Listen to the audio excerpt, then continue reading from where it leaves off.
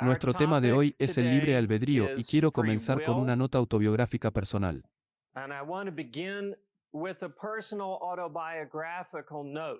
Mi primera exposición al objetivismo se produjo en 1962 cuando Ayn Rand llegó al MIT, donde yo era un estudiante de primer año, para dar una charla sobre ética.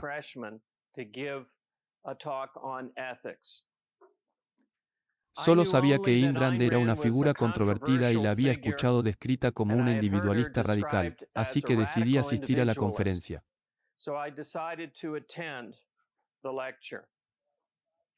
No obtuve nada de la primera mitad de la conferencia, pero una línea me llamó la atención. Fue esta línea, pero esta frase que te voy a leer, la que me inició en una cadena de pensamiento y lectura que me llevó a convertirme en un objetivista y un filósofo. Era una línea que daba la esencia de su teoría del libre albedrío. El hombre puede enfocar su mente en una conciencia plena, activa y dirigida a propósito de la realidad, o puede desenfocarla y dejarse llevar en un estado semiconsciente, simplemente reaccionando a cualquier estímulo fortuito del momento inmediato.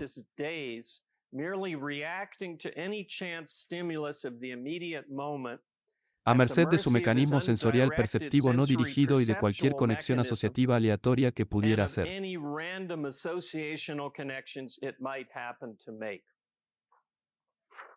Cuando escuché eso, pensé, Jesucristo, estoy en un estado semiconsciente en esta conferencia hasta este momento, lo cual era cierto.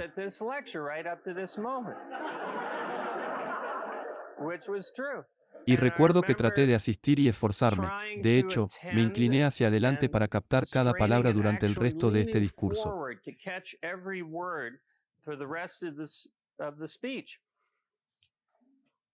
Tenemos una elección básica, dirigir nuestra propia mente o no, ser mentalmente activos o mentalmente pasivos. Y esto significa hacerse cargo de su propia vida o dejarse llevar por impulsos ciegos. Para tener el control de tu vida, tienes que tener el control de tu mente. Para tener el control de tu vida, tienes que tener el control de tu mente. Y tu control sobre tu mente es tu libre albedrío. Es como si hubiera un volante mental que dirige el funcionamiento de tu mente. Puedes agarrar el volante o soltarlo. Si lo sueltas, entonces todavía te estás mudando a algún lado, pero por casualidad no puedes jurar. Lo que Ayn Rand nombró es el hecho de que este volante está ahí y que es absolutamente fundamental. Todo sobre una persona y sobre su vida depende de la medida en que realmente enfoque su mente hacia una conciencia plena, activa y dirigida a propósito de la realidad.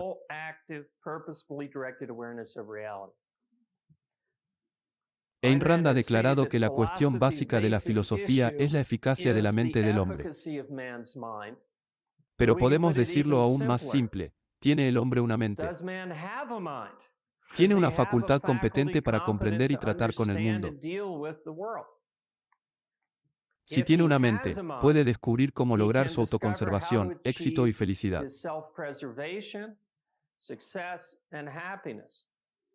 Si tiene una mente, entonces es una entidad autónoma e independiente y ningún otro hombre puede asumir el derecho de anular su mente sometiéndolo a la fuerza física.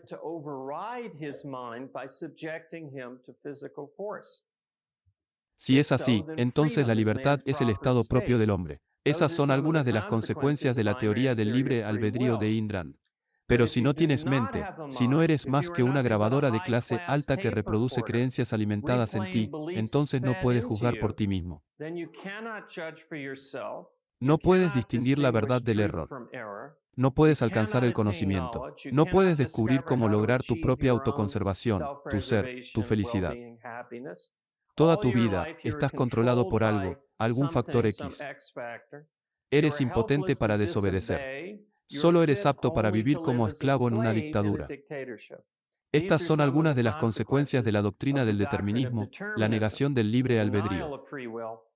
La doctrina de que todas tus acciones, físicas y mentales, son necesarias por algún factor determinante fuera de tu control. El hombre no es un robot. Ser humano es ser capaz de pensar. Como saben, el libre albedrío es la elección de pensar o no pensar. Es al estar en control de la racionalidad de su pensamiento que usted está en control del curso de su vida. Cita del discurso de Gould, que lo que llamas tu alma o espíritu es tu conciencia, y lo que llamas libre albedrío es la libertad de tu mente para pensar o no. La única voluntad que tienes es tu única libertad. La elección que controla todas las elecciones que haces y determina tu vida y tu carácter. ¿Qué implica la elección de pensar o no pensar? ¿Qué es pensar? El pensamiento es un proceso mental con propósito dirigido a obtener conocimiento conceptual de la realidad. El pensamiento es una operación de la facultad de la razón. Las herramientas de la razón. Las herramientas que utilizamos para identificar e integrar las observaciones sensoriales son conceptos. La capacidad de usar conceptos para identificar racionalmente lo que percibimos es lo que nos hace humanos. Un perro puede ver a otros perros, pero no puede hacer lo que un ser humano puede hacer para identificarlos mentalmente como perros, y el hombre pasa a abstracciones de nivel superior, obviamente animal y organismo. Pero tomemos un nuevo ejemplo: conceptualizar perros entrenados versus perros no entrenados. Distinguir el entrenamiento de los animales de la educación humana. Distinguir la educación del adoctrinamiento, etc.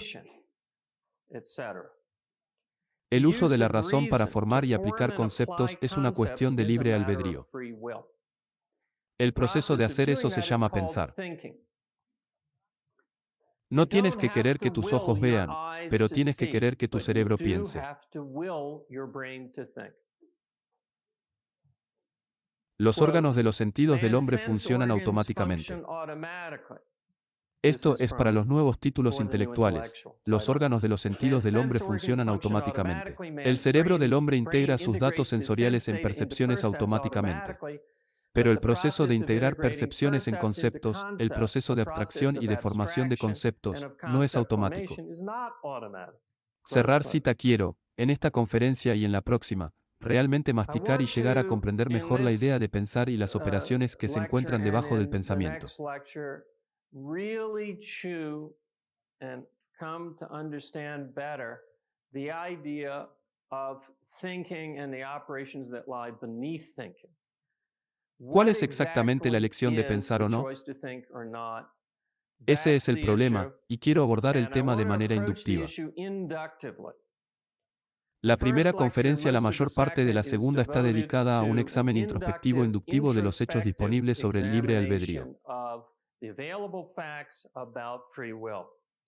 Después de eso, más adelante en la segunda conferencia me centraré más en la filosofía, en la integración del tema del libre albedrío, en otros temas de filosofía y epistemología y en metafísica, en particular el libre albedrío y la causalidad. Y allí también estaría tomando una orientación inductiva. Entonces, si somos inductivos, tenemos que comenzar con la observación. ¿Qué observamos que nos lleva a la idea de libre albedrío o volición? ¿Cuál es la forma en que experimentamos el libre albedrío? Introspectivamente. El fenómeno de la elección. La elección es la selección por voluntad entre alternativas.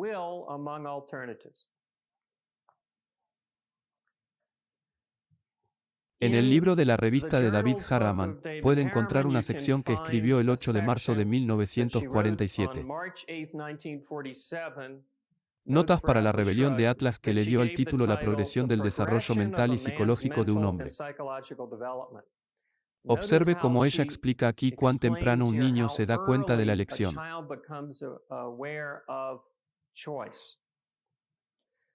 El comienzo de este desarrollo mental o psicológico, por supuesto, no es una elección, sino una realidad.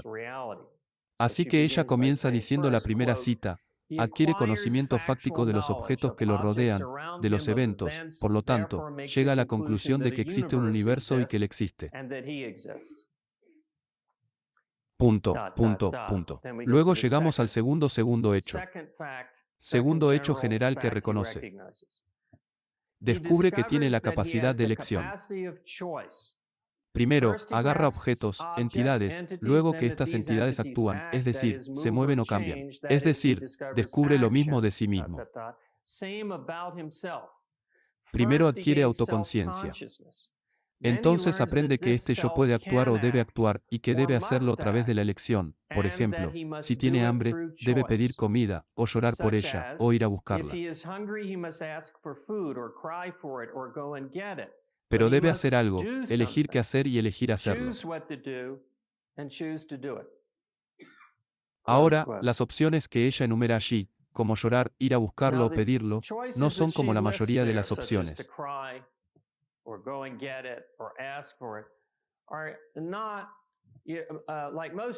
No es irreducible. Esa elección no es una primaria irreducible.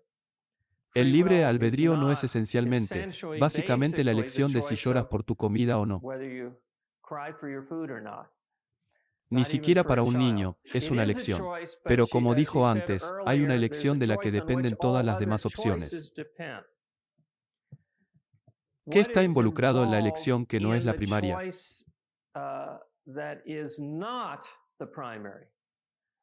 Veamos el caso fácil 1. En otras palabras, veamos opciones como qué camisa usar y veamos cuál es el fenómeno de la elección.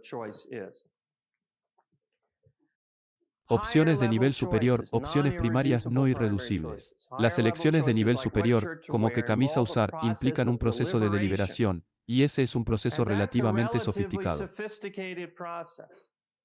La deliberación es la ponderación de alternativas. Es una especie de proceso de pensamiento, por lo que su ocurrencia presupone que uno ya está despierto, alerta, que su mente ya está encendida.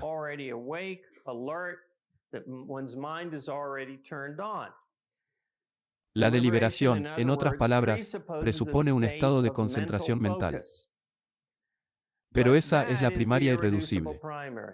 La elección de estar enfocado o no, que precede a la deliberación, es lo fundamental del libre albedrío. Más profundo que qué camisa usar, más profundo que la elección de pensar o no, es la elección de estar enfocado o no. Ahora esto, no estoy haciendo una gran producción de presentación de esto porque todos ustedes lo han escuchado antes. El punto es masticarlo. En OPAR, el Dr. Pekoff define el enfoque de la siguiente manera, cita, el enfoque es el estado de una mente dirigida a un objetivo comprometida con alcanzar la plena conciencia de la realidad.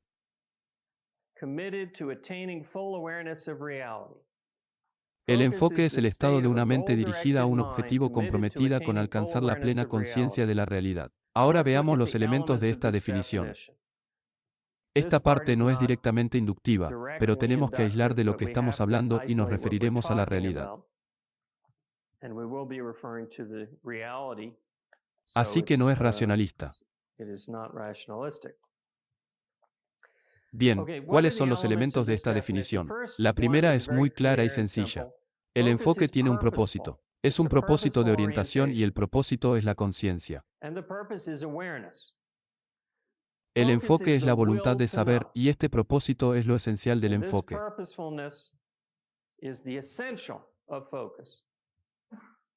Enfocarse es instituir un conjunto mental con propósito.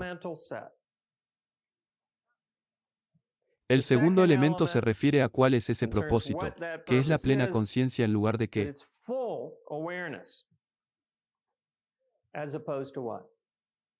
A diferencia de la conciencia parcial, la conciencia momentánea, la semi-conciencia y la conciencia tienden a descansar con aproximaciones difusas en lugar de una claridad total. El Dr. Pekoff escribe que una persona que se enfoca ha desarrollado una mente activa con la intención de comprender lo que sea que se trate. Tal individuo lucha por comprender todos los hechos que cree que son relevantes en lugar de contentarse con una comprensión fragmentada. Una comprensión de algunos hechos, mientras que otros datos que tienen un sentido vago de ser relevantes, se dejan envueltos en una niebla mental, sin analizar y sin identificar. Además, lucha por captar los hechos con claridad, con la mayor precisión posible para él, en lugar de contentarse con una impresión vaga que sugiere vagamente, pero nunca se congela en un dato definido.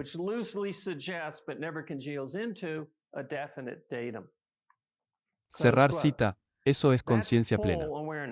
Ese es tu propósito. El tercer elemento de la definición y del estado de enfoque es el elemento de compromiso.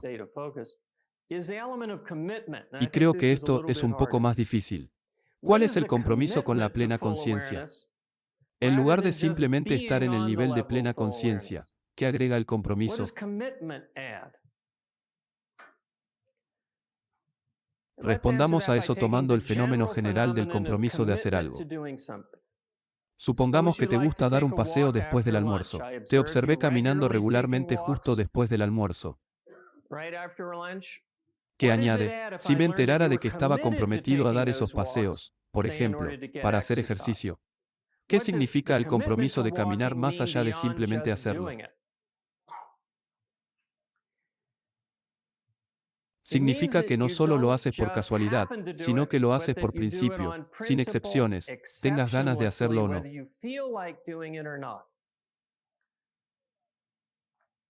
En otras palabras, estar comprometido con una acción significa que se hace incondicionalmente, incondicionalmente.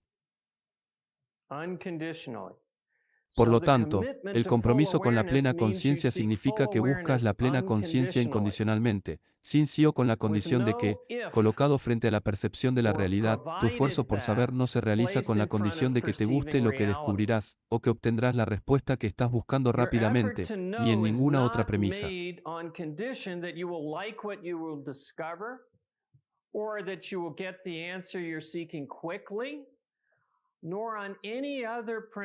Entonces la verdad, pase lo que pase.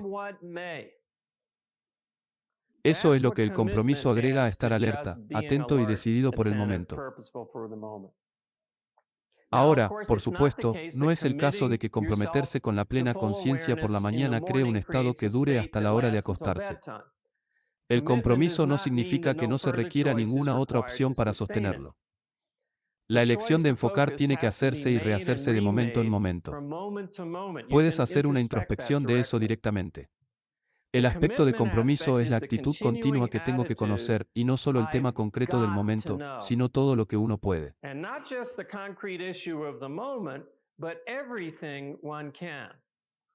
En otras palabras, el compromiso con la plena conciencia significa que estás bajo la premisa de que tu vida depende de saber cuál es la verdad. Esa ignorancia es lo opuesto a la dicha. Que los hechos son los hechos, que la existencia existe. Así que el enfoque es la aceptación incondicional de la realidad. Así que esa es una primera vuelta de lo que es el enfoque. Y para ahorrar tiempo, comencé afirmando la definición del Dr. Peikoff. Luego lo desglosé y señalé hechos observables. Pero ahora quiero ser más directamente inductivo volviendo de nuevo a los datos introspectivos. ¿Qué hacemos introspección sobre el enfoque? Y aquí llegamos a una cierta dificultad. No puedes introspectar el acto de enfocarte de la manera en que introspectas el acto de elegir qué camisa usar. Hay dos razones por las que no puedes. 1. No hay proceso de enfoque. El enfoque es un acto, no un proceso. Es decir, es virtualmente instantáneo. No es algo extendido en el tiempo con partes o etapas, ni siquiera una serie de pasos rápidos. No haces ningún proceso para enfocarte. Solo hazlo. Simplemente enfocas tu mente. No hay un proceso introspectable. Lo máximo que puedo hacer introspección al enfocarme es plantear una pregunta implícita en mi mente, ¿qué? ¿Qué es eso? ¿Qué está pasando? ¿Qué pasa?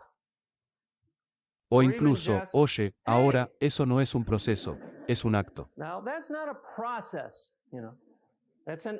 Es un acto único e indiviso.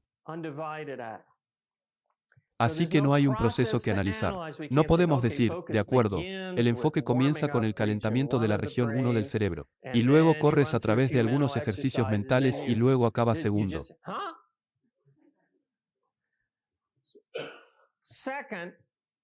El estado desenfocado no es directamente introspectival. El estado desenfocado porque la introspección solo puede existir después de estar enfocado. Pero esta dificultad se resuelve usando tu memoria. Cuando está enfocado, puede recordar el estado en el que se encontraba anteriormente y comparar el estado enfocado con el estado desenfocado. Por lo tanto, no es el caso de que simplemente nos encontremos enfocados en la forma en que lo hacemos cuando nos despertamos por la mañana. Cuando te despiertas por la mañana, no hay nada entre tu sueño que pudo haber sido hace 2 horas y el despertar. Pero cuando entras para concentrarte, no es el caso de que no haya nada allí. Puedes pensar en el pasado. Dios mío, ¿qué estaba pasando por mi mente entonces? Eso estaba fuera de foco. Ahora estoy a cargo. Tengo el control. Estoy alerta. Y cuando comparas los dos estados introspectivos, pero ves una diferencia sorprendente y dramática entre el enfoque y su ausencia.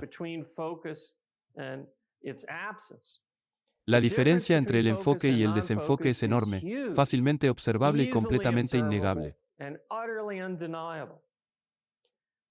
El enfoque es un estado de estar alerta, con un propósito, activamente a cargo. La falta de enfoque significa estar sin rumbo, pasivo, sin estar a cargo. Los dos estados son como la noche y el día. Pero no creo que puedas, ni siquiera en retrospectiva, anotar ninguna serie de pasos mediante los cuales realices el cambio. Simplemente lo harás y sucederá de manera prácticamente instantánea. Entonces, si no podemos introspectar ningún proceso por el que pasamos para enfocarnos, ¿cómo experimentamos el enfoque como una elección, en lugar de algo que simplemente sucede? En otras palabras, decimos que sí. Nadie puede negar que estar desenfocado es diferente de estar enfocado. Pero ¿cómo sucede así? ¿Cómo sabemos que es una elección? ¿Por qué lo llamamos elección? ¿Qué lo hace volitivo en lugar de algo que simplemente sucede? Después de todo, al elegir qué camisa usar, podemos introspectar el proceso de selección. Miré el marrón, luego pensé, no, es demasiado oscuro, y luego miré este. Entonces me pregunté, ¿hay otras camisas en otro lugar? Y luego me miré en el espejo. Puedes hacer una introspección de todo el proceso por el que pasaste, pero el enfoque no está pensando. El enfoque no se selecciona de una variedad de opciones presentes en su mente, y no se hace conscientemente. Eso es todo al revés. Si piensas que todas esas cosas, las opciones de agarre y la autoconciencia presuponen enfoque.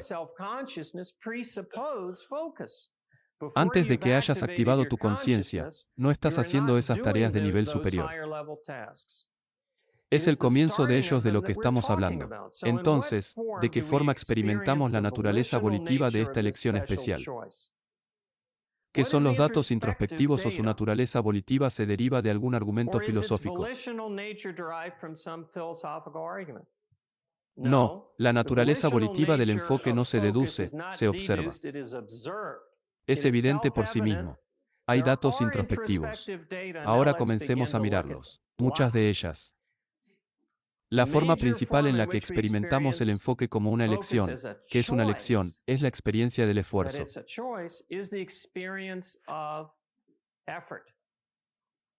El enfoque requiere esfuerzo. Un esfuerzo que sabemos que no tenemos que hacer ahora. El esfuerzo no significa necesariamente dolor o incluso lucha. Hay esfuerzos placenteros, como en el pequeño esfuerzo físico que tienes que hacer para comer una comida deliciosa, o el esfuerzo mental que pones para escuchar atentamente una pieza musical favorita. Pero para aislar el fenómeno del esfuerzo, podemos imaginar un ejemplo de comer y escuchar música donde no se necesita esfuerzo, o prácticamente no se necesita. Bien, supongamos que has pasado 4 días enteros sin comer. Literalmente te mueres de hambre y de repente tienes una hamburguesa en la mano. Te lo metes en la boca sin decisión ni esfuerzo. De hecho, se requeriría un enorme esfuerzo para evitar engullirlo. Entonces, lo que estoy sugiriendo es que podría haber un caso extremo en el que la experiencia de comer esté prácticamente fuera de su control. Ahora, escuchando música. Supongamos que el estandarte con estrellas y lentejuelas comenzara a sonar en la habitación, al menos durante los primeros segundos. No le tomaría ningún esfuerzo escucharlo. Te sorprenderías y lo atenderías automáticamente. Te concedo que tu atención no sería necesariamente estética o analítica, pero entiendes el punto. Aquí hay otro ejemplo para distinguir lo que es fácil de lo que no lo es. Estás en una sala de estar donde el televisor está encendido a un nivel de volumen normal. Se necesita esfuerzo para seguir el programa, incluso si te gusta el programa, en lugar de simplemente dejarlo ir e ignorar los sonidos y las imágenes o sentarte aturdido y distraído frente a él. Ahora, creo que la existencia misma de tal cosa como el esfuerzo implica el libre albedrío. Esto no es parte del objetivismo, pero he llegado a la conclusión de que los animales, como no tienen libre albedrío, no experimentan esfuerzo. Sí, un animal gasta energía de una manera dirigida a un objetivo, pero cuando lo hace, tiene que hacerlo sin tener en cuenta ninguna alternativa, y no creo que su esfuerzo. Imagínese un antílope en los aviones africanos siendo perseguido por un león. El antílope está gastando una gran cantidad de energía. Está corriendo a toda velocidad, pero está esforzándose. Lamento decir que no puedo introspectar la conciencia del antílope, pero una inferencia razonable es que el antílope está aterrorizado y está funcionando como una reacción en piloto automático. No tiene que estar dispuesto a correr. Se queda sin miedo. No se esfuerza por correr. Esa es mi hipótesis. Los seres humanos a veces corren o gastan energía en ráfagas cortas en emergencias. De esta manera automática suena un disparo y corres para cubrirte detrás de una pared cercana. Después de la ráfaga de correr, estás jadeando, pero sientes que tu cuerpo lo hizo automáticamente. Y aunque sientas las consecuencias del esfuerzo, no puedes recordar ningún esfuerzo. Este es como el caso del hombre hambriento que devora la hamburguesa. Corrió un camino corto de forma automática, sin esfuerzo, pero contrasta eso con un corredor de maratón que lucha por mantenerse en la milla 20 de la carrera. Eso es esfuerzo. Ahora, se necesita esfuerzo para concentrarse, y ese esfuerzo es una de las principales formas en que experimentamos introspectivamente. El enfoque es una cuestión de libre albedrío. Requiere esfuerzo frente a la conciencia de que la alternativa de no esforzarse también es posible para usted. Si pones el esfuerzo o no, depende de ti. Eso es lo que lo convierte en una elección. Ahora quiero alejarme del ejemplo del corredor de maratón porque es un esfuerzo doloroso y difícil. Mis ejemplos anteriores comienzan con ese esfuerzo aislado al describir los mismos eventos, como escuchar música con un esfuerzo activo y atento pasivo, distraído y sin esfuerzo. Ahora tomemos un tipo diferente de ejemplo. Aislémoslo contrastando dos tipos diferentes de acción, las funciones automáticas y reactivas de la mente contrastadas con las volitivas.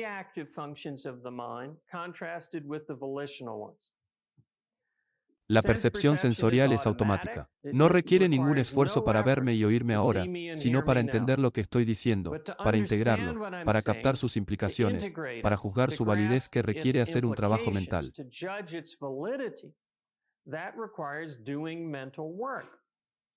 No dolor, espero, sino esfuerzo. Las emociones son otra función automática. Supongamos que una mujer desnuda atraviesa esas puertas y camina por el pasillo. Eso captaría tu atención automáticamente, y automáticamente tendrías toda una serie de reacciones emocionales. Pero no querrías tener eso. Sea cual sea la respuesta emocional que haya hecho, su subconsciente produce sus emociones como respuestas automáticas para automatizar los valores a medida que su subconsciente los aplica automáticamente a la velocidad de un rayo a lo que observa. Pero para nombrar sus emociones, para identificar cuáles son sus causas, para juzgar su idoneidad en la situación real, eso requiere el trabajo del pensamiento. El trabajo del pensamiento, en términos de la distinción entre lo esforzado y lo automático, un caso interesante es la memoria. Algunos retiros son automáticos, otros requieren trabajo y somos muy conscientes de la diferencia. Colón navegó el océano azul en 140 y está bien, las palabras 92 simplemente salen sin esfuerzo del almacén del subconsciente. Pero ahora trata de recordar la ropa que usaste el lunes pasado. Probablemente tengas que trabajar para recuperarlo, si es que puedes recuperarlo. Y puedes dejar de intentarlo en cualquier momento. Pero normalmente no puedes evitar escuchar el 92 cuando puse en cola tu recuerdo de ese estribillo. Es un recuerdo automático. Existe una diferencia clara e inconfundible entre lo automático y lo volitivo, entre lo que simplemente te golpea sin esfuerzo y lo que requiere esfuerzo para recuperarse.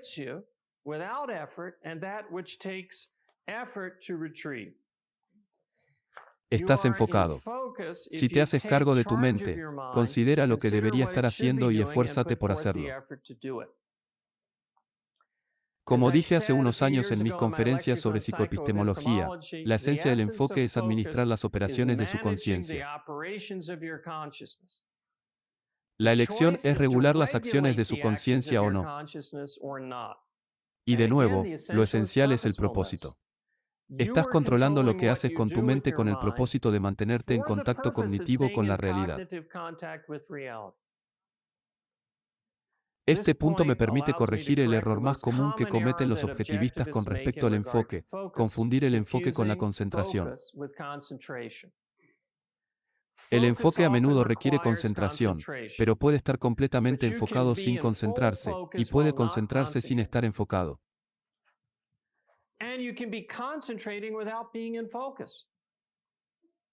El hecho de no captar la diferencia conduce a una serie de errores. Veamos esto, miremos qué es la concentración. La concentración es simplemente la atención indivisa sobre un tema específico. Atención indivisa. Te concentras en una cosa y suprimes las distracciones que vienen de otra parte, ya sea de los sentidos o del subconsciente. Ahora, en lo que te estás concentrando puede ser de cualquier alcance. Puedes concentrarte en tu mano o en la naturaleza del hombre. Pero si estás pensando en la naturaleza del hombre y luego te encuentras pensando en tu mano, y luego te encuentras pensando en lo que hay para cenar, no te estás concentrando. O viceversa, si estás pensando en la cena y luego saltas a la naturaleza del hombre, no te estás concentrando. Doy ese ejemplo a la inversa para combatir la idea de que la concentración debe estar en algún tema de peso. No es así. Y lo que es más importante, tal vez debería cambiar del tema al tema B no relacionado y luego al nuevo tema C, todo en 10 segundos. Hay trabajos que requieren que hagas esto. Ahí es donde está el foco. La autorregulación entra en juego. Estás enfocado si estás comprometido a regular las actividades de tu mente en la medida de lo posible para asegurarte de que estás en contacto con la realidad. Pero en contacto con toda la realidad, que incluye la cena. No puedes comprar un acto de voluntad para evitar que la cuestión de la cena entre en tu conciencia. Si el subconsciente envía ese problema, estás enfocado. Si estás a cargo de tu mente para que el mero hecho de que se te ocurra la cena no gobierne si eso es en lo que empiezas a pensar. Estás enfocado. Si eres tú, no tus sentimientos, yo. No es tu subconsciente, que decide si ese es el tema que debes entretener. Ahora tienes el poder de simplemente decir que no, de suprimir los pensamientos de la cena y volver al tema de, digamos, la naturaleza del hombre. Y también tienes el poder de suprimir los pensamientos sobre la naturaleza del hombre, por fascinante que sea ese tema, y pasar al tema de la cena si juzgas que es lo que necesitas ser pensando en este momento. Estar enfocado significa que tú, no tu subconsciente no dirigido, estás a cargo. Dije que podías estar concentrado y no completamente enfocado. No estoy muy seguro de que la concentración sea la palabra correcta, pero esto es lo que tengo en mente. Hay casos en los que algo que tiene una gran carga emocional capta tu atención y la controla cuando deberías controlarla. Por ejemplo, la mujer desnuda que entra en la habitación, todos estarían clavados en ella. Pero todavía está la cuestión de si la mente consciente está a cargo. Ya sea que esté dirigiendo lo que sucede dado ese objeto inevitable de conciencia, o si simplemente está reaccionando.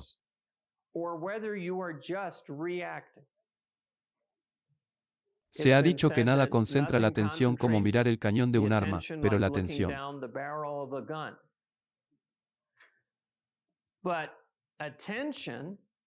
La atención concentrada puede ser racional o irracional, al menos después del primer par de segundos.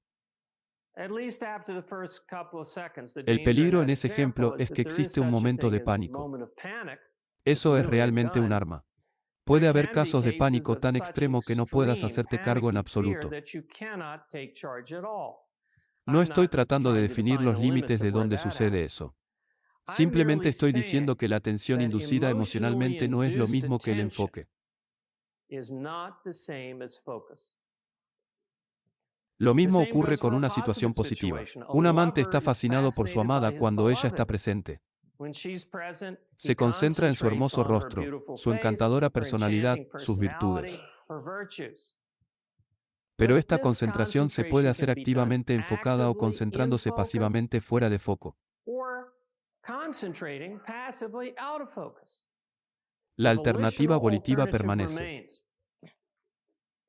Es comprensible que muchos objetivistas confundan el enfoque con la concentración, porque la concentración es el caso más dramático de enfoque donde es la concentración racional.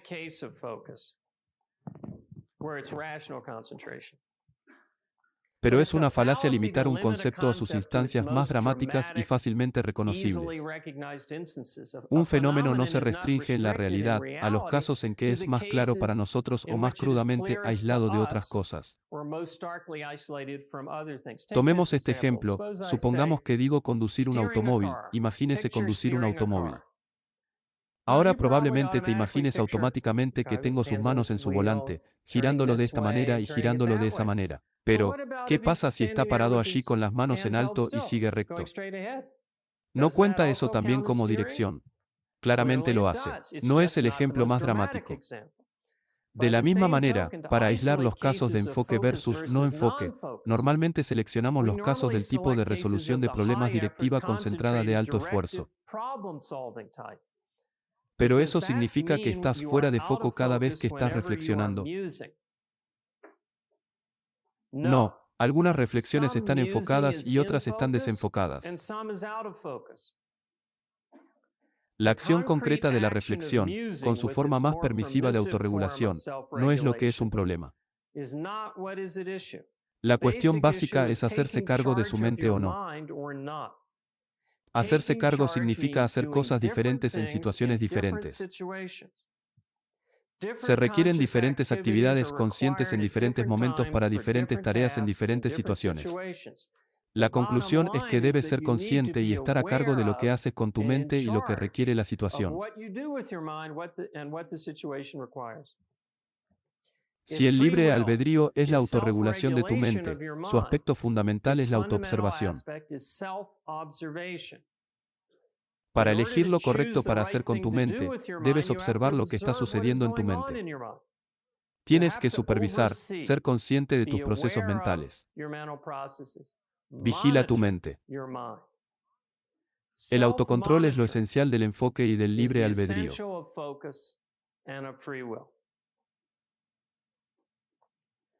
Ahora, dije anteriormente que el enfoque esencial es el propósito y permítanme integrar estos dos. ¿Cuál es la relación aquí de la autoconciencia y la conciencia? Es la relación de medios y fin. La conciencia es el fin. Tu objetivo es conocer la realidad. Para hacer eso, para obtener conocimiento de la realidad, debes realizar los procedimientos conceptuales correctos. Tienes que usar los métodos correctos de cognición. Tienes que dar las instrucciones correctas a tu subconsciente. Y para hacer eso, tienes que ser consciente de ti mismo. Tienes que autocontrolarte. El autocontrol es el medio por el cual guías tu conciencia hacia la conciencia final de la realidad. Por lo tanto, es el mismo hecho decir que la esencia del enfoque es una orientación con propósito y la esencia del enfoque es el autocontrol. Autocontrol, saber lo que está pasando en tu mente. Supervisarlo es el medio de instituir y hacer cumplir un propósito. El autocontrol, en otras palabras, no significa contemplar su ombligo. Significa observar lo que tu mente está haciendo con el propósito de controlar lo que hace, con el propósito de conocer la realidad. El autocontrol significa juzgar la relación de su conciencia con la realidad. El autocontrol no es mirarse a sí mismo como una entidad, sino mirar las acciones que su mente consciente está realizando es la forma en que su mente consciente está funcionando. La forma en que interactúa con el subconsciente, ¿es apropiado ahora? ¿Es apropiado para la realidad? Sí, lo es. Sí, es apropiado. Estás haciendo lo correcto, ¿cierto? Para un ser humano, la conciencia siempre va acompañada de una experiencia colateral de que la conciencia es la autoconciencia. Pero esa autoconciencia inherente no es autoconciencia. No necesariamente. La autoconciencia inherente es periférica a menos que se la atienda. Y tienes la opción de atender lo que está sucediendo en tu mente, identificarlo, evaluarlo o descansar con un sentido periférico no perceptualizado.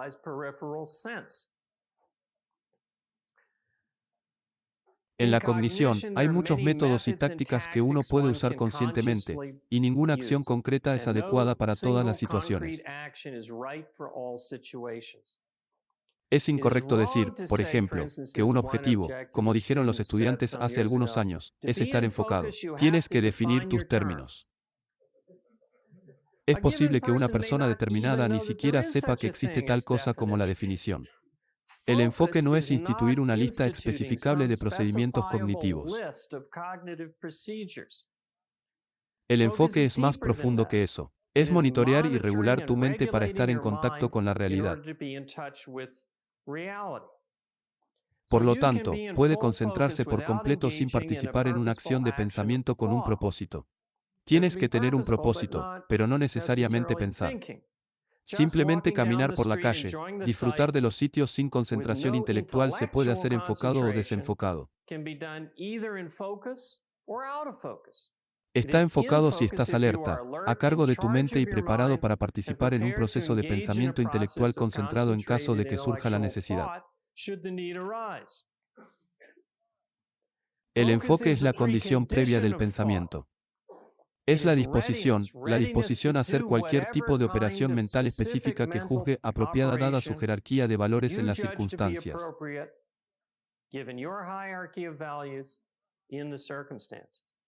Pensar es solo el caso más claro e inconfundible de enfoque, pero no el único.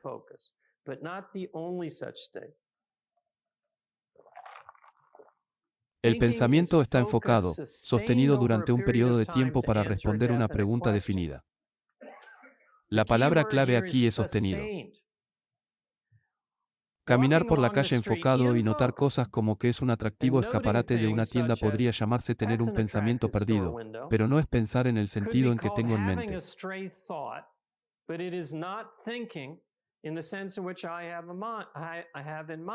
No tiene sentido seguir una serie lógica de subpreguntas para hacer una pregunta más amplia. El enfoque no siempre es pensar. No siempre la resolución de problemas es concentración. No siempre se trata de hacer preguntas. Sí, hacer esas cosas se requiere muy a menudo, muy a menudo. Pero estar enfocado no requiere que siempre los estés haciendo. El tipo correcto de proceso mental a realizar puede variar de un momento a otro y con la situación. En otras palabras, lo que full focus se traduce específicamente en es muy diferente dependiendo de si está equilibrando su chequera o preparándose para devolver un golpe de tenis. Y aquí permítanme presentarles una distinción entre dos formas de administrar su mente, la gestión macro y la microgestión, con ejemplos de situaciones en las que cada una es apropiada. Ambos son gestión por microgestión, me refiero a dirigir de cerca su subconsciente, ordenarle qué hacer a continuación paso a paso es como microgestionar a un empleado. En otras palabras, no hay connotaciones negativas. Algunas personas a menudo dicen, no me microgestione, pero hay momentos en que debe microgestionar algo. La microgestión significa decirle, por ejemplo, a un empleado, exactamente lo que quiere que se haga y cómo, dentro de los límites, hacerlo. Un buen ejemplo de microgestión mental es hacer un problema aritmético. Te preguntas a ti mismo, a tu subconsciente para cada operación separada en secuencia 8 veces 7 5656 más 2 58 y la voz más baja cada vez. Es el subconsciente que le proporciona la respuesta que usted hace a cada pregunta en cada operación. Y es por eso que tienes que hablar contigo mismo mientras haces aritmética. La gestión macro, por otro lado, puede no ser el mejor término. Lo elegí como los operadores de micro.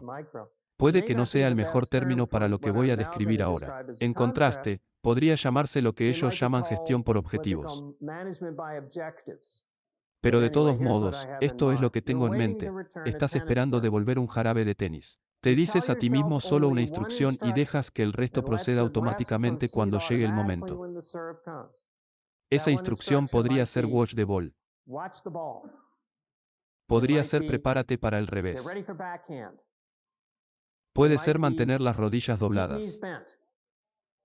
No importa cuál sea el contenido. El punto es que das una orden específica o una orden general, y luego simplemente la tienes en cuenta y dejas que tu subconsciente se encargue de la ejecución. Ahora eso está en foco y sería inapropiado tratar de microgestionar un juego de tenis. No se puede jugar al tenis usando el estilo de microgestión. Tienes que usar la aritmética, moverte. La pelota te está golpeando, diciendo, ahora mueve el codo derecho hacia atrás 3 pulgadas y la pelota se ha ido. Es demasiado tarde para eso. Pero no se puede hacer aritmética usando el estilo de administración de macros. Prepárate para la división larga, estoy en el punto decimal y luego solo liberas algo, sabes que no vendrá nada.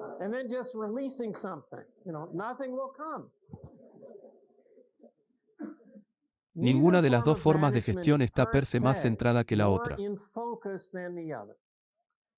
Se necesita menos concentración y menos esfuerzo para hacer aritmética que para jugar un buen tenis.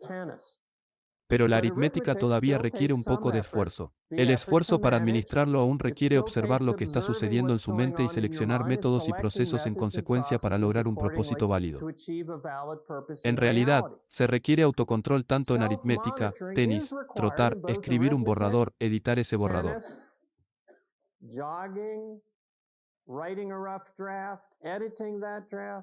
Cualquier otra tarea de vigilia que realices requiere autocontrol para que se realice correctamente. Decidir cuáles son las mejores mecánicas mentales específicas para emplear y administrar su mente es algo que solo puede hacer conscientemente, utilizando su juicio consciente. A veces es mejor microgestionar la operación con muchos pedidos altamente específicos momento a momento. Otras veces, es mejor dar un paso atrás deliberadamente y dejar que las funciones automáticas hagan más trabajo y control juzgando los resultados y estableciendo nuevos pedidos generales. Así que no estoy diciendo, oye, suéltalo. Deja que Dios cuide de tu mente. Estoy diciendo que a veces el control se ejerce al dar un paso atrás y dejar que el subconsciente le sugiera varias cosas mientras está muy alerta allí, observando lo que se avecina y dando una instrucción, tal vez minuto a minuto en lugar de segundo por segundo.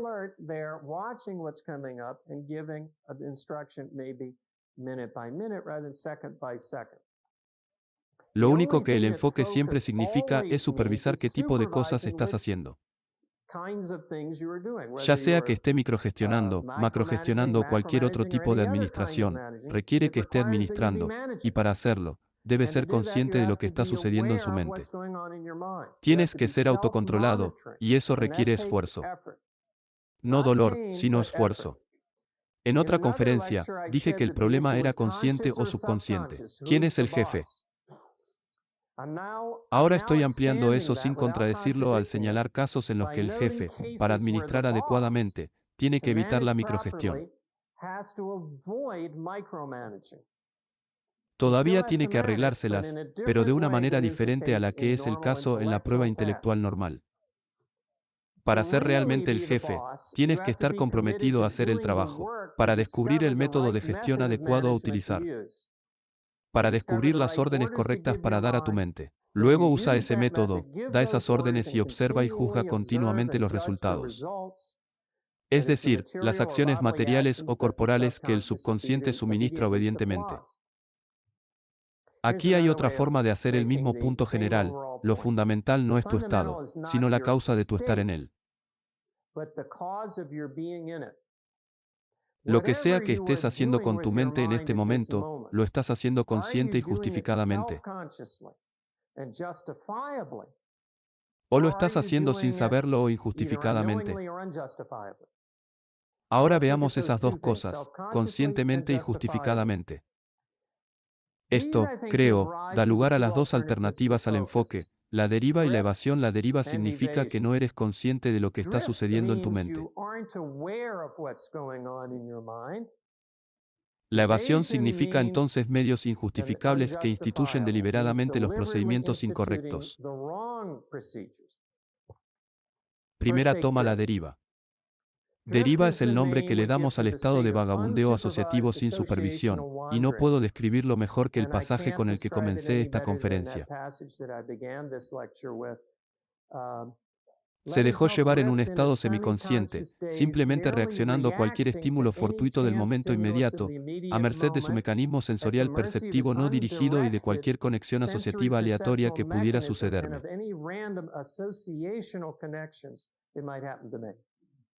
Citas, una cita de Iron Rand: la deriva es no esfuerzo, no control. En un estado de deriva, uno está corriendo en piloto automático, abandonando el control al subconsciente. Lo que cruza la pantalla mental de uno es lo que sea que el subconsciente lo alimente. Y nadie está en casa para regular las actividades del subconsciente dándole órdenes o juzgando la verdad, validez o importancia de lo que envía. La deriva es un fracaso en hacer el esfuerzo de autocontrolarse. Es una contradicción decir que sé que estoy a la deriva. Soy perfectamente consciente de ello. Solo puedes decir que ahora me doy cuenta de que antes estaba a la deriva. Si eres consciente de tu estado y de su relación con lo que exige la realidad, estás divirtiéndote o meditando, o relajándote o descansando o algo así, pero no a la deriva. Deriva, como término oficial en el objetivismo, significa un estado no reconocido y, por lo tanto, un estado equivocado.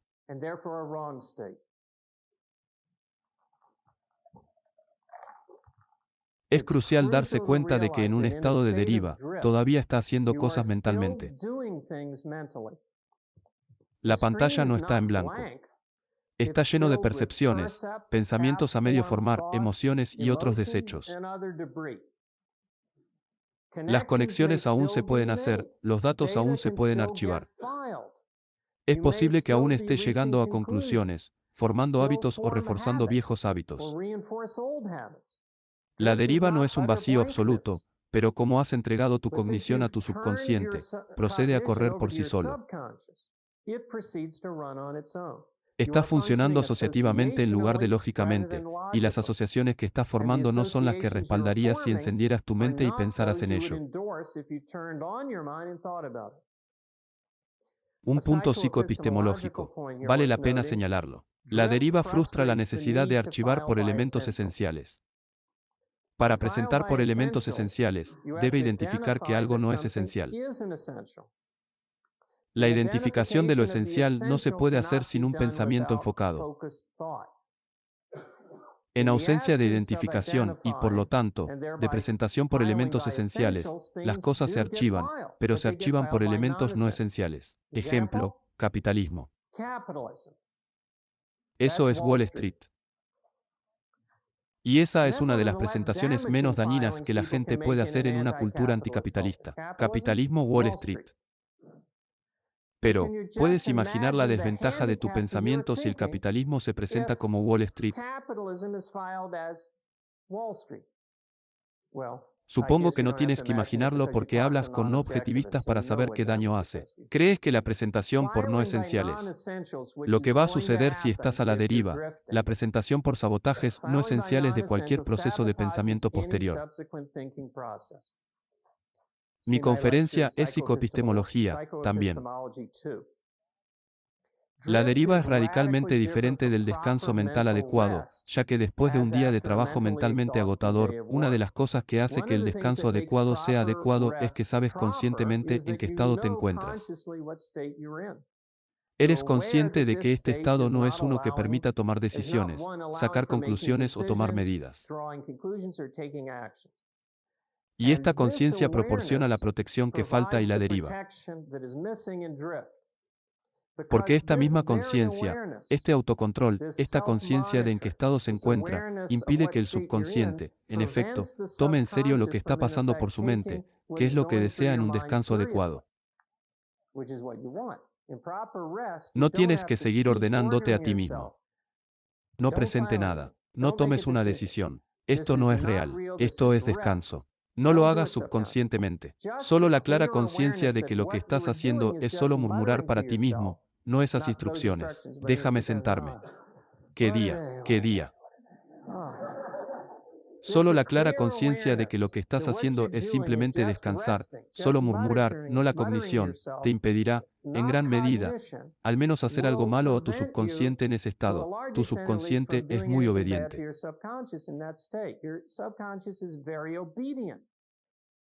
Si estás a cargo, sabe que lo estás. Y si tienes muy claro que estar a cargo te ha llevado a decidir descansar y no hacer cognición, tu subconsciente escuchará eso y no tenderá a dar importancia a los murmullos que suceden.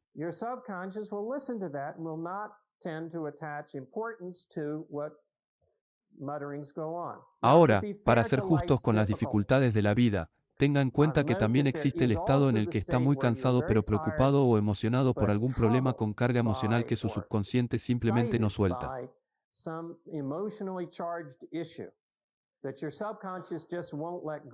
Todos estamos familiarizados con eso, y no tengo una solución fácil para ello. Solo tienes que luchar con el subconsciente, que quiere resolver estos problemas. Aunque quieras dejar de pensar, tienes que luchar con eso diciéndolo repetidamente, no ahora. Lo pensaré cuando esté más lúcido. Pero ahora estoy descansando. O si eso no funciona, prueba con otra cosa. Ríndete, descansa y concéntrate en el tema. Ventilarlo lo difundirá gradualmente. Haz un crucigrama para cambiar el contexto. Algo que no tengo una solución fácil para eso. Pero el punto es que existe el descanso adecuado, y no es la deriva. Incluso hay un pasaje en la rebelión de Atlas que dramatiza la diferencia. Esto es en una segunda escena novedosa. ¿Sabes lo que pienso de dónde está Dagny en el tren? Cita, pensó por unos momentos mientras esto dura, está bien rendirse por completo, olvidarse de todo y simplemente permitirse sentir, pensó.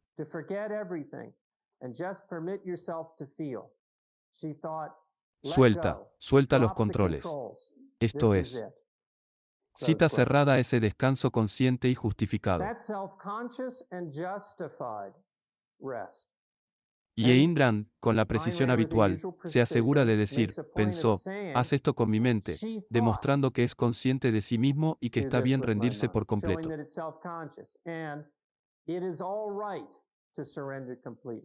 Demostrando que lo consideraba justificable.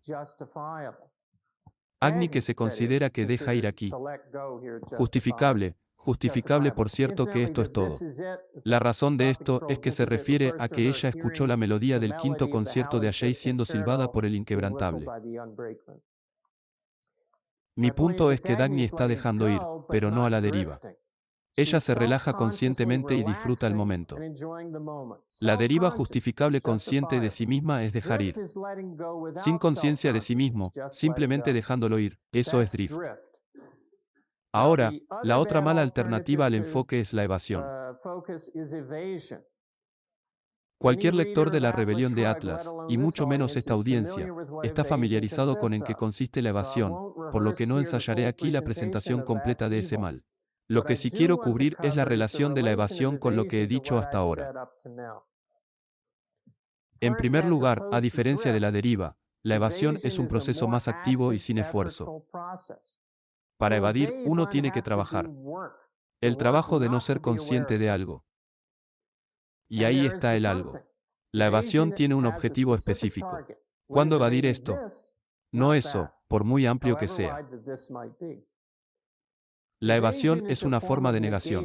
Es decir que no a la realidad, la relevancia o la importancia de algo cuando sabes clara o muy poco que es real, relevante o importante.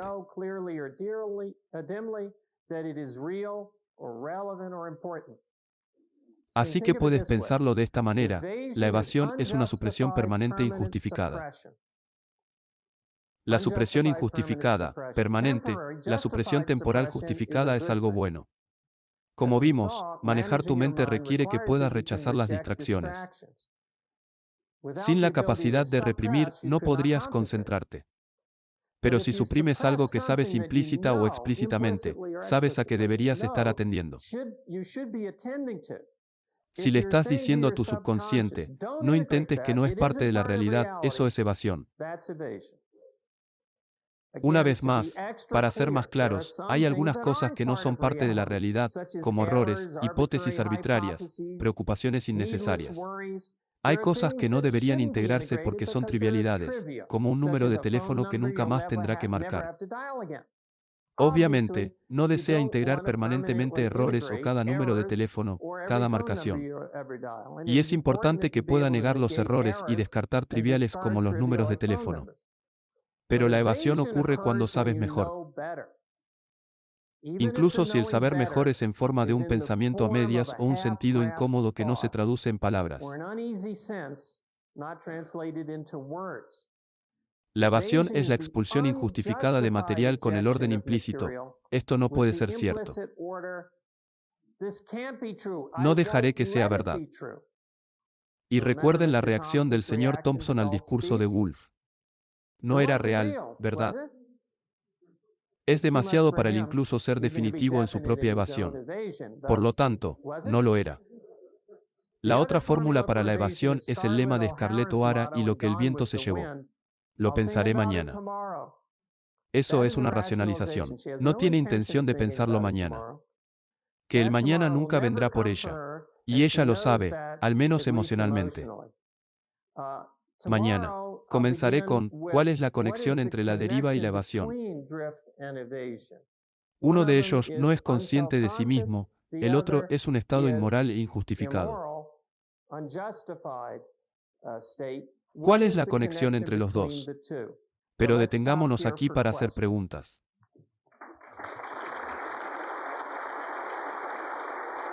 Gracias.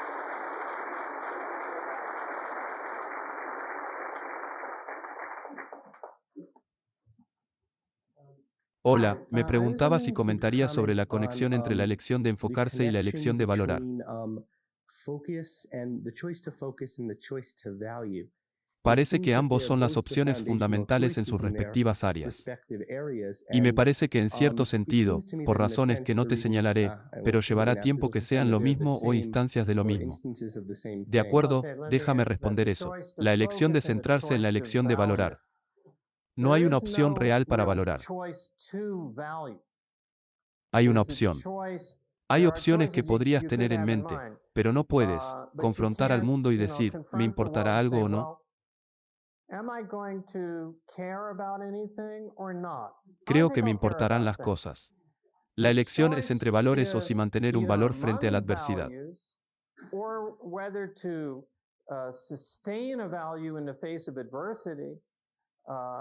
Puede tener varias opciones relacionadas con los valores, pero aparte de eso, se reduce.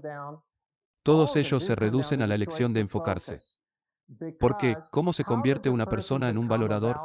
La forma en que una persona llega a tener valores sólidos es al ser consciente de que la fuente de los valores está ahí fuera. En realidad, un niño pequeño tiene muchas experiencias de cosas que son positivas y cosas que son negativas. Tiene hambre, es negativo. Le dan una galleta, es positivo. Construye sus bloques de Lego o torre de Lego. Eso es positivo.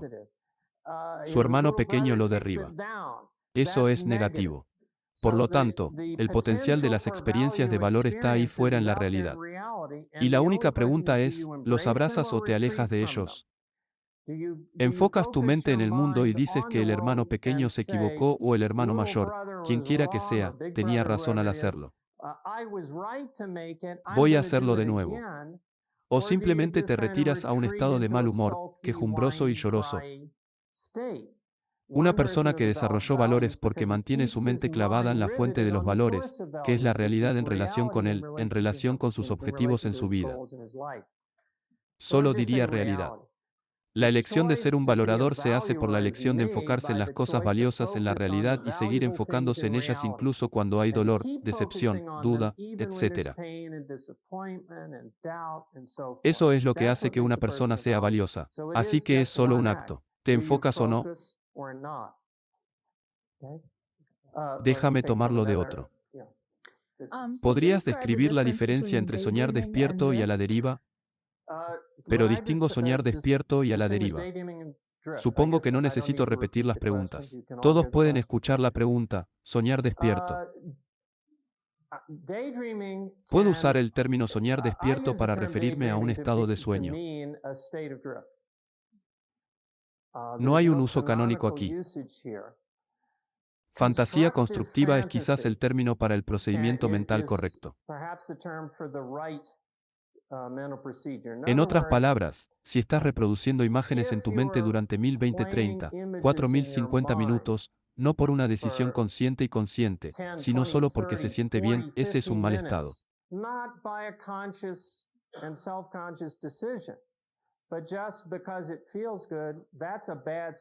Y a eso lo llamo soñar despierto. Eso está fuera de foco. Sí, por otro lado, dices, estoy empezando a pensar aquí en cómo sería si obtuviera ese aumento o si me mudara a la ubicación y...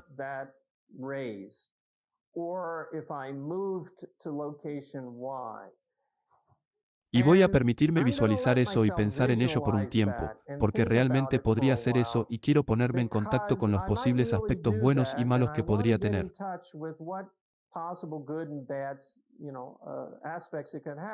Entonces, eso es fantasía creativa.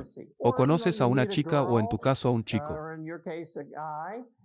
Conoces a alguien del sexo opuesto y empiezas a dejarte llevar. Date permiso racional para pasar 2 minutos pensando en cómo sería si las cosas funcionaran. Eso es bueno, eso aumenta tu motivación. Pero hay personas que se sentarán durante 1 hora o 1 hora y media. No, esto es literalmente cierto, y hay más de uno. Estoy al tanto de varias personas que me contaron sobre esto. No sabía que esto sucediera, pero te sientas durante 1 hora y media corriendo un escenario por tu mente y reescribiéndolo de una manera pasiva y soñadora. Y si esto sucediera, entonces, eso está fuera de foco, eso es drift. Pero el mero hecho de que esté ejecutando una película interna es demasiado concreto para decir que está bien o mal. A la deriva o activo. Ayn Rand, para escribir sus novelas, tuvo que pasar mucho tiempo soñando despierta. Es decir, proyectar qué tipo de cosas le gustaría que hiciera Rourke. ¿Qué sería digno de Rourke? ¿Qué la haría sentir emocionada si lo viera? Eso es parte de una carrera, y no tienes que ser un novelista para dedicar racionalmente un tiempo a fantasear constructivamente, proyectando cómo sería lograr tus objetivos. Pero llega un punto en el que hay dos cosas. Ha llegado un punto en el que te das cuenta de que esto ha durado demasiado. Es 1 hora más tarde y dejé caer todo el resto de mi vida. Tengo cosas que se supone que debo hacer, entonces sabes, es un estado de deriva neurótica. La otra cosa está en lo que dije en esta conferencia. ¿Eres consciente de que ahora estoy visualizando con fines motivacionales el logro de algo que quiero mucho? ¿O simplemente te estás rindiendo y dejando que tu subconsciente corra? Películas como Sentado frente a MTV. Por lo tanto, es introspectivamente diferente, pero no se puede especificar con nombres. En Soñar Despierto, las imágenes están en rojo, pero en enfoque racional, no lo están. O uno es súper a cámara lenta y el otro no. Depende de tu propósito, de tu motivo. ¿Te estás autocontrolando? A mí, déjame llevar a alguien. Sí, Adrián, ¿cómo refuta los determinismos del libre albedrío cuando equiparan el pensamiento con un cerebro material? Esa es la próxima conferencia. Vale, ¿puedo hacer una pregunta diferente? Sí, sí, es justo. ¿Tú crees? ¿Qué puedes decir sobre la posibilidad o imposibilidad de poder observar el libre albedrío extrospectivamente en el futuro? Nada. ¿Tienes una tercera pregunta? Renuncio a mí. Hola gracias por la conferencia, porque para los estudiantes de posgrado en filosofía como yo es útil. Y esta pregunta puede provenir de la premisa equivocada, así que tengan paciencia conmigo. Se trata de que uses el esfuerzo, la introspección del esfuerzo como evidencia de que haces esa elección principal. Y técnicamente, estoy pensando que eso es equívoco, con que te enfoquen automáticamente y luego hagas el esfuerzo de mantenerte enfocado porque estás haciendo un esfuerzo de introspección. Pero parece que lo estás introspectando como un esfuerzo por permanecer adentro y que en realidad no estás introspectando el esfuerzo por entrar originalmente. No lo veo, pero no creo que realmente haga ninguna diferencia. Supongamos que decimos que el primer momento del día en que una persona se enfoca es accidental.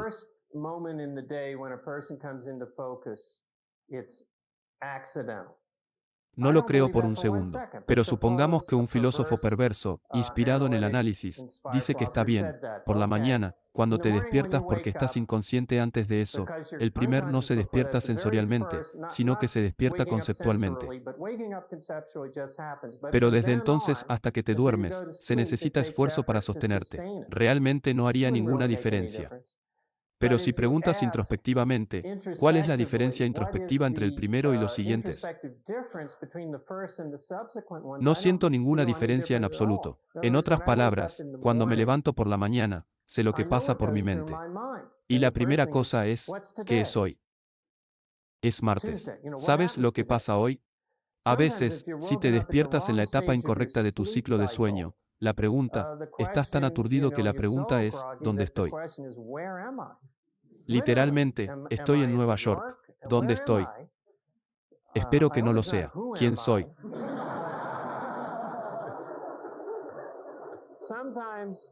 A veces, el principio es una pregunta muy básica, ¿dónde estoy? A veces un poco más específico. Estás llevando un poco más de contexto desde el sueño de alguna manera, y estás pensando, ¿qué es hoy? O te despiertas sabiendo que hoy es el día en que doy la conferencia. Pero hay una primera pregunta que pasa por mi mente y que me planteo es, ¿qué pasa por la mañana? Y esa es exactamente la misma pregunta con diferentes medidas que me hago cada vez que sostengo un enfoque. ¿Qué es eso? ¿Qué es eso? ¿Qué es eso? Puedo aclararlo, tengo que aclararlo. No entiendo esto, necesito conseguir esto, esto. Esa es la sensación de mantener el enfoque. Y esa es también la sensación de que, a primera hora de la mañana al despertar. Así que introspectivamente, tendría que decir que es una distinción arbitraria entre el inicio original y el mantenimiento del enfoque. Porque introspectivamente allí, los experimento exactamente igual.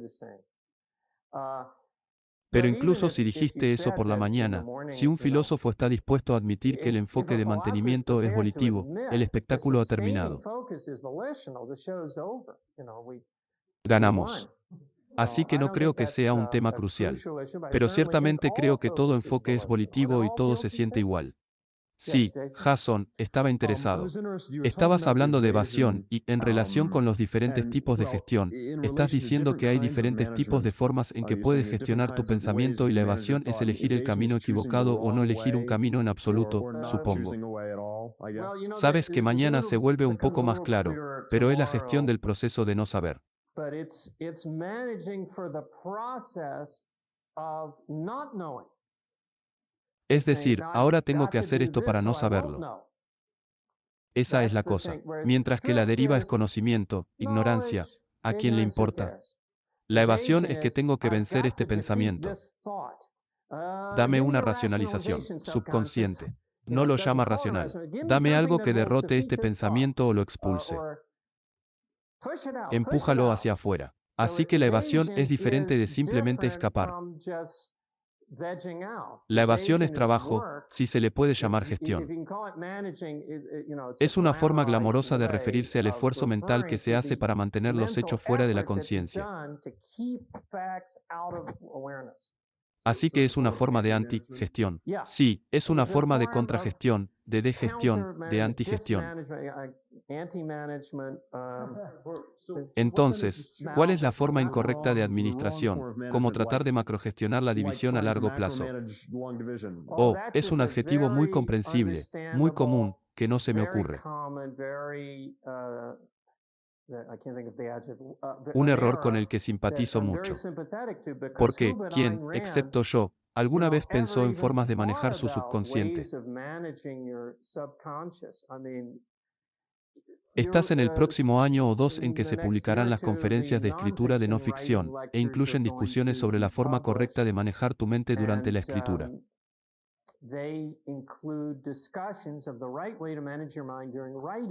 Y es diferente para el procedimiento de inicio original, altamente consciente y altamente microgestionado, y luego para el borrador. Escribir es algo en lo que das un paso atrás y dejas que el subconsciente fluya más libremente, más relajado. La gestión de macros y luego la edición es la microgestión de nuevo.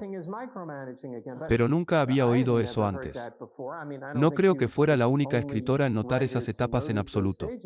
Pero ella tiene toda una teoría que sabes de que usas tu mente de esta manera en esta circunstancia y de esa manera en esa circunstancia. Y ella es muy consciente de eso. Pero, ¿quién más que ella? ¿Quién antes que ella? ¿Cómo se puede esperar que la persona sepa mucho al respecto por su cuenta? Así que simpatizo mucho con las personas que cometen errores sobre el estilo de gestión que utilizan. No es una era deportiva común en la que dicen que no puedes. Durante el saque de tenis, no puedes estar pensando en los elementos del saque de tenis. Tienes que imaginarte a dónde va a ir esa pelota y soltarla y dejar que suceda. Hay otra etapa en la que tienes que pensar en la práctica. Los elementos son estos y practicar cada uno por separado. Tal vez para que lo sepas, no se sabe, pero lo siento, la diferencia. Las diferentes formas de tratar su subconsciente no son totalmente desconocidas para las personas, pero por otro lado, deben enseñarse. Lo que estoy tratando de decir es que los expertos lo saben, pero la mayoría de nosotros no. Y es completamente inocente. Si no sabes hacer lo correcto por completo. Y si alguna vez sientes la menor culpa por eso, no lo hagas. Y si empiezas a sentirte culpable por ello, entonces no eres bueno.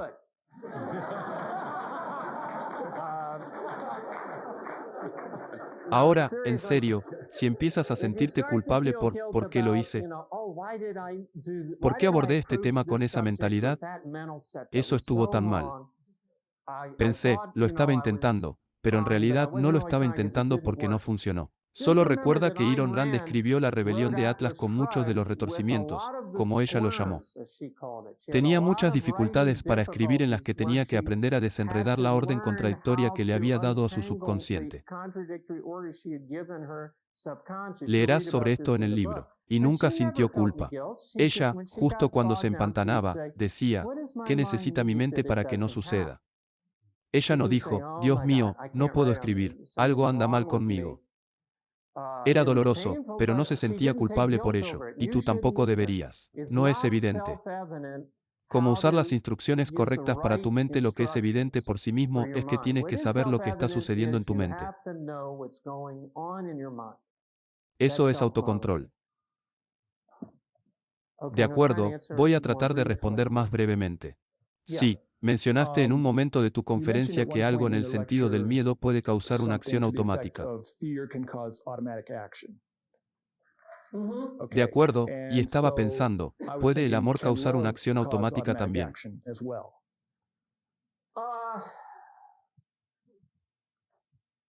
Tal vez, Maybe, but pero I lo dudo. doubt it. Uh,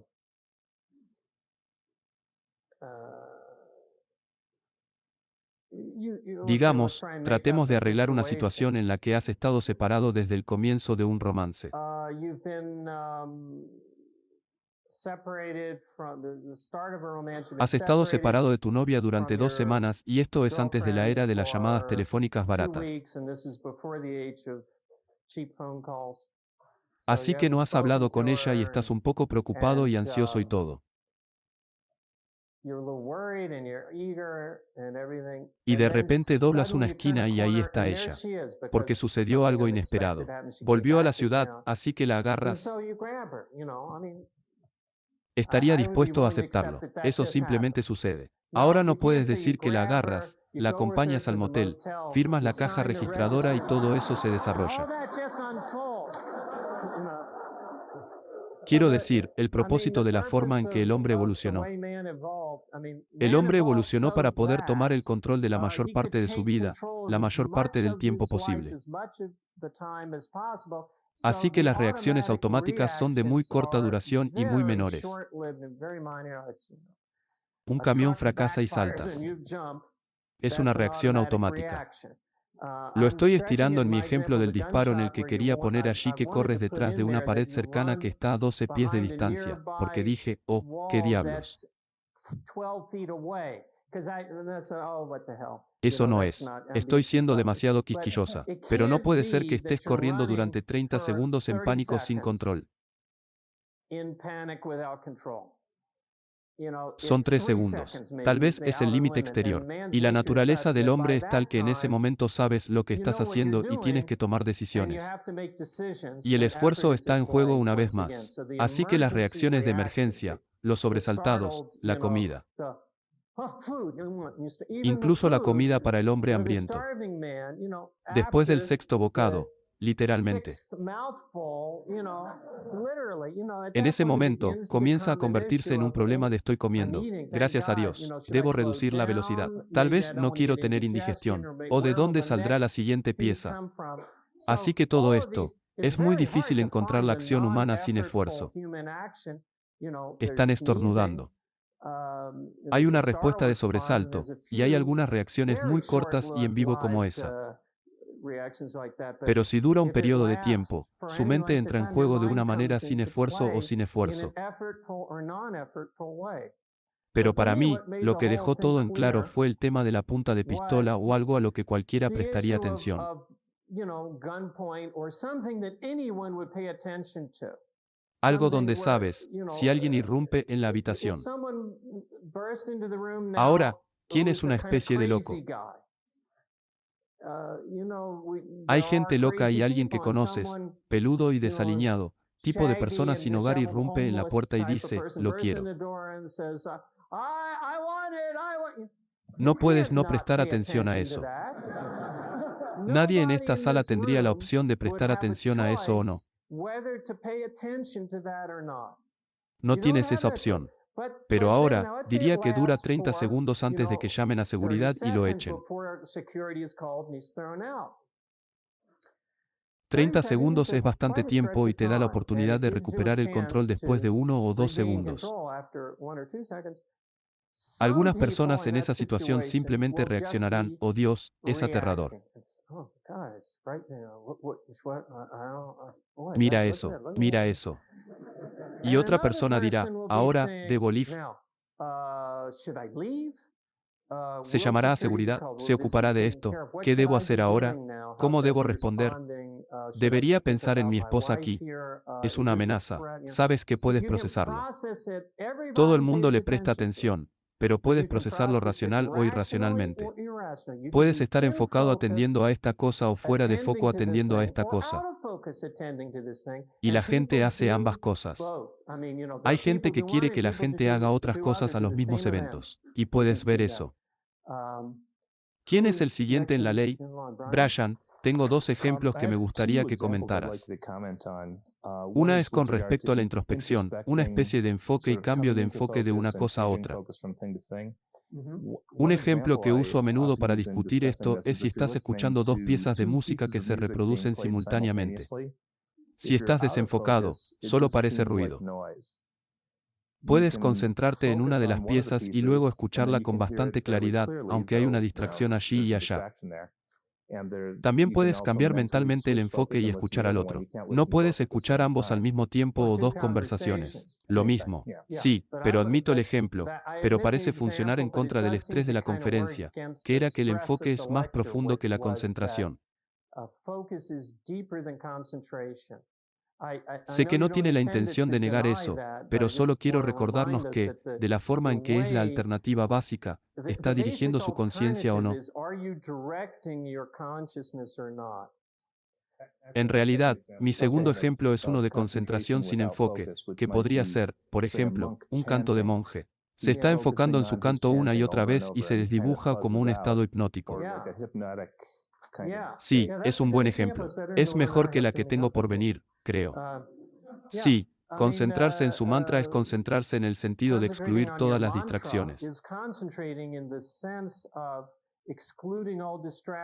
Y si eres uno de estos monjes y haces tu oración y te empieza a doler el pie, dices que no, que no, que no. Concéntrate en Dios, concéntrate en la oración. Y obviamente eso no es foco. Eso es atención indivisa.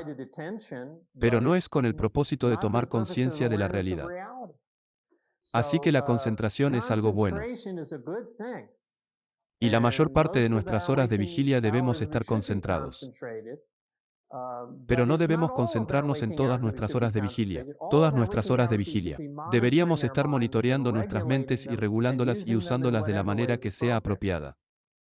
Pero ya sabes, hay gente que tiene trabajo. Como indiqué, ya sabes dónde viene alguien y dice, tenemos este problema aquí.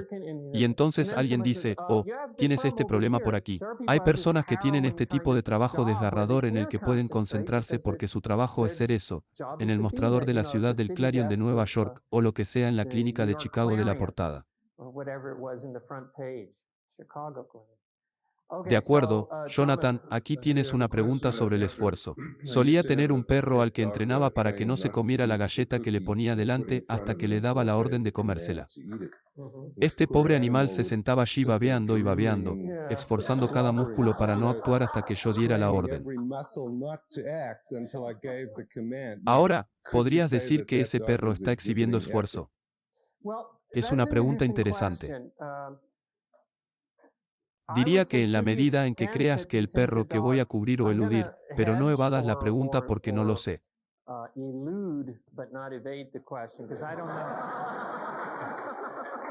No conozco la respuesta, y simpatizo mucho con ella. Habiendo tenido un punto casi conceptual, creo que la respuesta es en la medida en que estés dispuesto a decir que está esforzándose, tienes que atribuirle la elección en esa situación.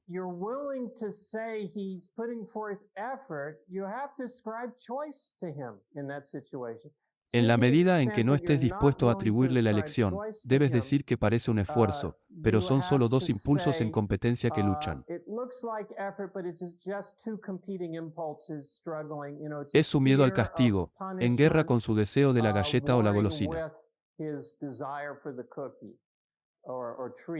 Y la tensión es solo porque ambos sistemas están activando su subconsciente, por lo que está en conflicto.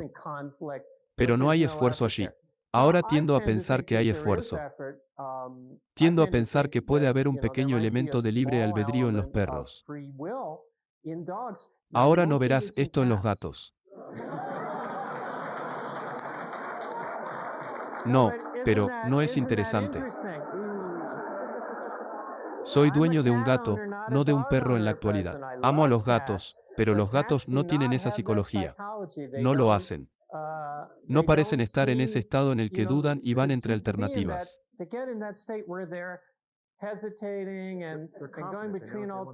Simplemente parecen tener su atención atraída por lo que sea que la atraiga.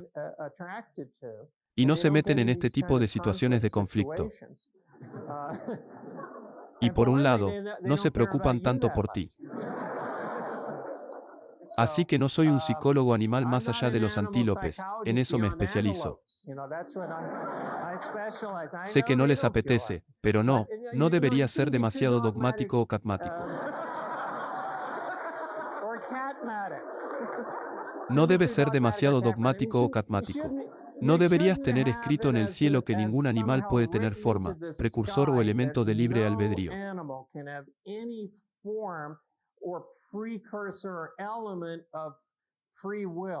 Eso no es parte del objetivismo. Cuando decimos, los animales actúan automáticamente, bla, bla, bla, nos referimos a su vaca normal. Y está en tu situación normal. No estamos diciendo, el chimpancé más inteligente o el caniche más entrenado de todos los tiempos. No estamos hablando en un momento de su mejor desempeño, que no se acerca a lo volitivo. Estamos diciendo animales en un caso normal. Así que esta debería ser la última o terminaremos ahora mismo. Creo que lo estaba. Hemos terminado ahora mismo.